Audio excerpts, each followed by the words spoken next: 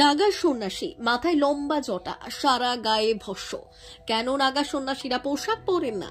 নাগা সন্ন্যাসীদের জীবনযাপন কেমন? কনকনে শীতেও কিভাবে সম্পূর্ণ পোশাকহীন অবস্থায় থাকতে পারেন এনারা? কিভাবেই বা হওয়া যায় নাগা সন্ন্যাসী? আজকের এই ভিডিওতে এই সমস্ত প্রশ্নের উত্তর দেব আমরা। একজন মানুষের নাগা সন্ন্যাসী হয়ে উঠতে প্রায় 20 বছর লেগে যায়। 12 বছর পর্যন্ত চলে কঠোর প্রশিক্ষণ।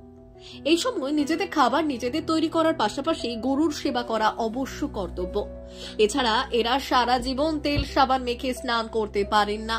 যে সমস্ত খাবার শরীরে উত্তেজনা তৈরি করে সেই সব খাবার থেকে তাদের দূরে থাকতে হয়। নাগা সন্ন্যাসীরা শরীরে এক ফালি কাপড় পর্যন্ত পরেন না, তার বদলে সারা শরীরে ছাই মাখেন।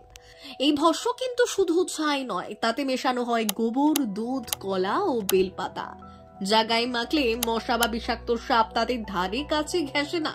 নাগা সন্ন্যাসীরা সমস্ত বন্ধন মুক্ত। কামকে এরা বিসর্জন দেন দীক্ষা নেওয়ার শুরুতেই। তিতিক্ষা, ত্যাগ, কৃচ্ছ সাধনই তাদের জীবন ও সাধনার পথ। পুণ্য স্নানের তিথিতে তারা প্রথমে নিজেদের ইষ্ট দেবতাকে স্নান করান, তারপর নিজেদের ত্রিশূল, বর্ষা, লাঠি, কুঠারকে স্নান করান, এরপর নিজেরা ডুব দেন জলে। তবে শুধু পুরুষরাই নাগা হন না, নাগা সন্ন্যাসী হন মহিলারাও। তবে তাদের উলঙ্গ হতে হয় না, গায়ে থাকে সেলাইহীন বস্ত্র। জন্মের পর তার পরিবার সন্তানকে রেখে আসে নাগা সন্ন্যাসীদের কাছে।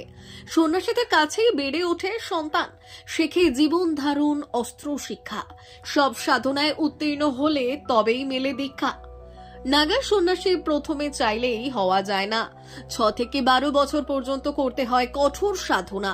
এরপর কেটে ফেলতে হয় চুল, তারপর 108 বার গঙ্গা স্নান করতে হয়। এরপরেই শুরু হয় 5 জন গুরুর অধীনে শিক্ষা। নিজেকেই করতে হয় নিজের পিণ্ডদান এবং তর্পণ। তারপর প্রবেশ আখড়া জীবনে, সেখানেই দেওয়া হয় গুরু মন্ত্র, আর সেই মন্ত্রকে সত্য বিশ্বাসে আজীবন চলে সাধনা। পুরুষ নাগা সন্ন্যাসীদের সন্ন্যাসী জীবনের শুরুতেই ত্যাগ করতে হয় সমস্ত বস্ত্র, তবে চাইলে বিশেষ উপায়ে সামান্য বস্ত্র ধারণ করতে পারেন। নাগা সাধুরা শোয়ার জন্য কখনোই খাট বিছানা ব্যবহার করেন না। এরা শীত, গ্রীষ্ম, বর্ষা 12 মাস খালি মাটিতে শুয়ে থাকেন।